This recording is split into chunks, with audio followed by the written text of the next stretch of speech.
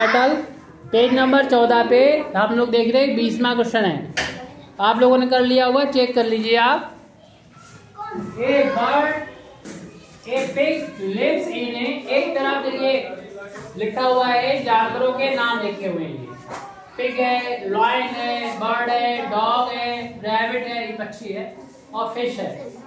और दूसरी तरफ उनके घर है। इस तरीके से हिंदी में हम लोग शेर कहाँ रहता है, मान में रहता है, शेर के घर का नाम है। चूहा कहाँ रहता है, बिल में रहता है। तो ये हिंदी में नाम है। इसी तरीके से अंग्रेजी में नाम है, लेकिन ये नाम एक साइड में दे रखे हैं। पीला जो है, पीला पीला येलो कलर का, उसमें दे रखे हैं। कैनल है, नेस्ट है, एक्वेरियम है, स्टॉय है, डेन है, बरो है। तो हमें देखना है ए पिग, पिग माने सुअर। ये सुअर, ए पिग लिव्स इन ए, तो सुअर कहाँ रहता है? वो रहता है स्टैब में, STY, स्टैब में रहता है। तो ये सेंटेंस यहाँ पर कंप्लीट हो जाएगा। आपको इसे पढ़ना है और सेंटेंस को कंप्लीट करना है। Pig lives in a stab, सुअर कहाँ रहता है? स्टैब में, STY स्टैब। सामने लिखा हुआ है, इसी में से छांट छांट के हमें भरना है जो खाली जगह है।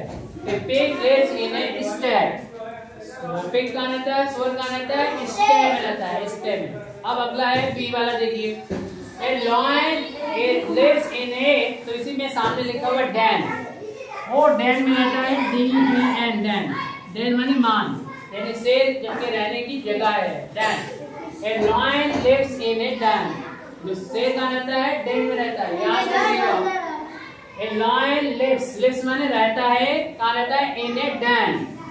A lion lives in a den, एक शेर den में रहता है, एक गुफा में रहता है।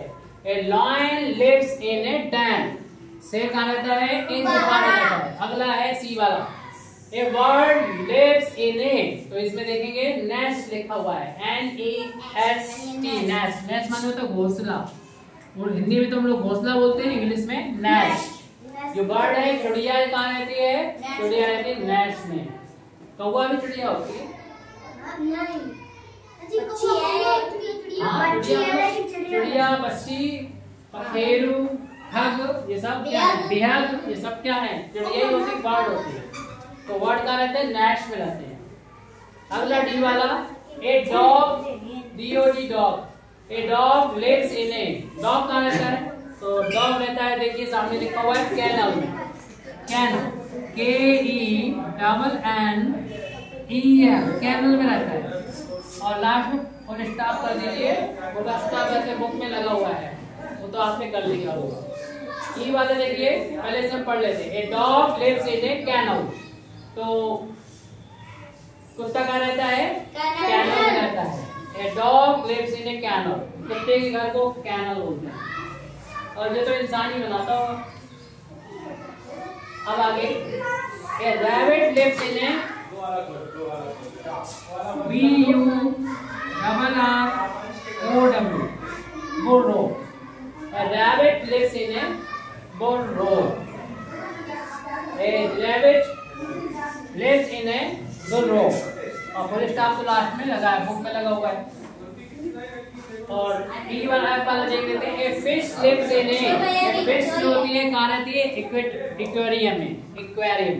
लास्ट में एक ही बचा हुआ है, एक्वेरियम, एक्वेरियम, एक्वेरियम, एक्वेरियम यानी पानी का घर होता है, या फिश वाटर में रहती है। लेकिन जब हम लोग इसको पालते हैं तो एक छोटा सा कांच का डब्बा बना देते हैं, और उसमें पानी भरा होता है, उसी को हम लोग क्या बोलते हैं? एक्वेरियम बोलते हैं। ये छोटा सा भी हो सकता है, और जहाँ पर बहुत मछलियाँ बड़ी बड़ी पाली जाती हैं, जो पार्क, वहाँ पर पूरे घर के बराबर ऐसा कांच का बना होता है और पानी भरा होता है, और मछलियाँ उसमें खूब घूमती रहती हैं, और इंसान जाता है, घूमता है और उसको देखता है। प्रश्न नंबर 21, प्रश्न नंबर 21 है ये। इसमें लिखा राइट, राइट माने होता है लिखना। ए फ्यू सेंटेंसेस, ए माने ए फ्यू सेंटेंस में मतलब कुछ सेंटेंस लिखना है हमको, using the word given below, जो वर्ड्स दे रखे हैं, जो शब्द दे रखे हैं नीचे, उनका इस्तेमाल करना है, उनका यूज करना है। उनके यूज से हमें, इन शब्दों के यूज से हमें सेंटेंस लिखना है। One has been done for you, one जो है एक, हैज बीन डन, डन माने किया गया है फॉर यू, तुम्हारे लिए किया गया है। कौन सा किया गया है? पहला वाला किया है। इसमें लिखा है एप्पल और हेल्थी।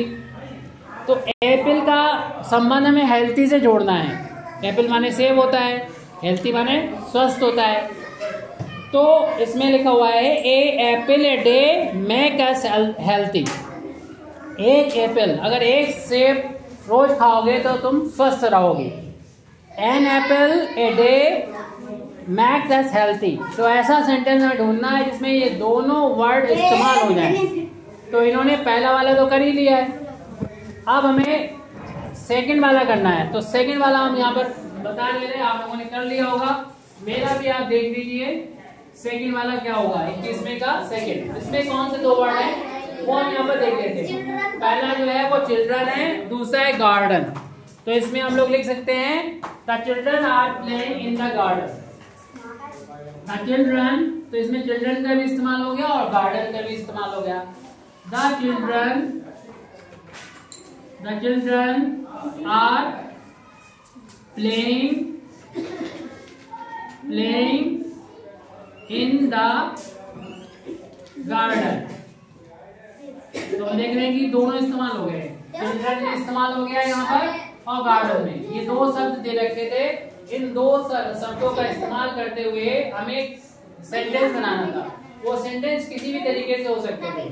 तो यहाँ पर सबसे आसान है, जब चिल्ड्रन की बात आती है तो क्या याद आता है? बच्चे खेलना पसंद करते हैं, बच्चे खेलते हैं। तो हम लोगों को पहले खेलने से संबंध हमने जोड़ दिया और फिर हमें देखना है कि संबंध हमें गार्डन से जोड़ना है।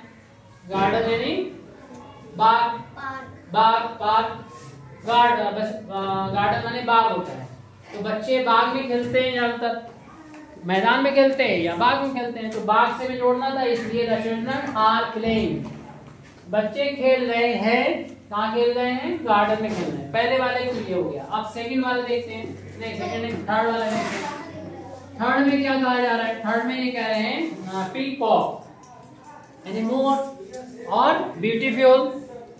तो हम लोग जानते हैं कि पीकॉक जो होता है, मोर जो होता है, एक बहुत ही खूबसूरत पक्षी होता है, यानी ब्यूटीफुल बर्ड होता है। तो हम लोग ये लिखेंगे द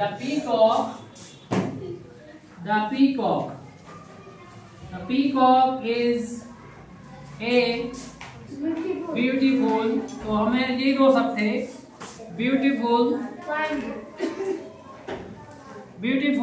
बर्ड माने पक्षी।